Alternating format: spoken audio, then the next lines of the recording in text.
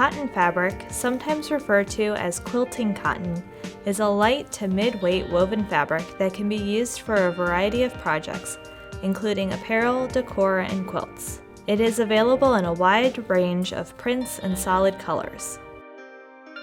Cotton is easy to work with and great for beginners. It can be cut with fabric scissors or a rotary bladed mat.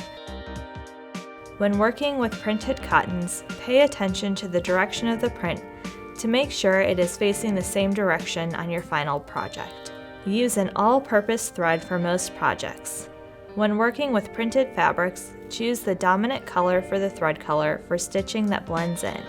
A universal needle and quilting, fine, or satin pins are perfect for working with cotton.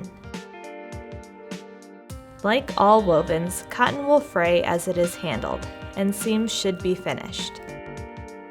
Trimming the raw seams with pinking shears or using a zigzag stitch are both easy seam finishes for cotton.